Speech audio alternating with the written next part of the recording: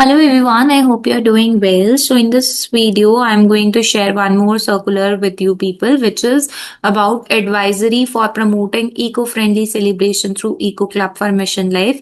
So अभी recently उन्होंने बताया कि जो प्लास्टर ऑफ पेरिस है उसके आर्टिफैक्ट्स यूज हो रहे हैं।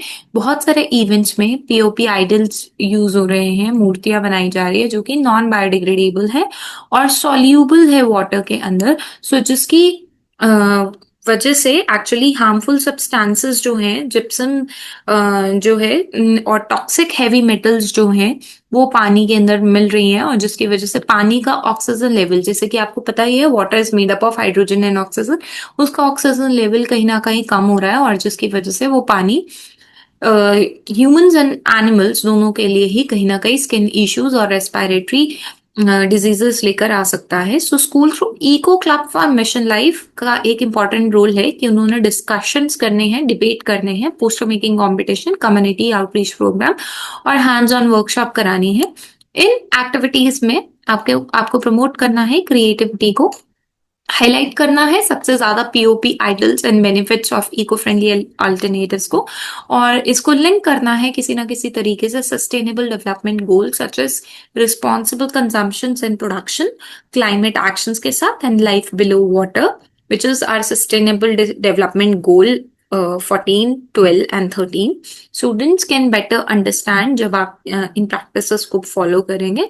नाउ एक्टिविटीज इन्होंने साथ साथ दे रखी हैं that for foundational stage which is your generally nursery to class 2।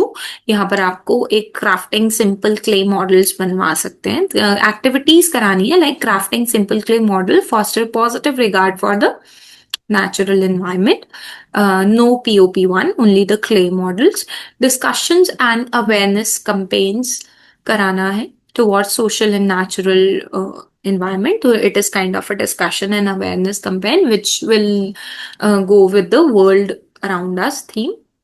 And middle stage के लिए with this is going to be for class 3rd to 5, and then middle के लिए investigating the life cycle of idols from resource extraction to disposal, किस तरीके से निकाला जा रहा है and then फाइनली डिस्पोज किया जाए, कंजर्व कैसे किया जाए हमारे रिसोर्सेस को। So it is for class 8 and furthermore hands on creation of idols directly addresses competencies in art education में तो ये जाएगा, ये बच्चे की वर्क एजुकेशन में भी इन सब में भी रहने वाला है। So this we are suppose to do it right. So this is one more circular. If you find any other query related to this, you may comment down in the comment section. I would love to answer that. And if you find this video productive, do like, share and subscribe. Thank you so much for watching.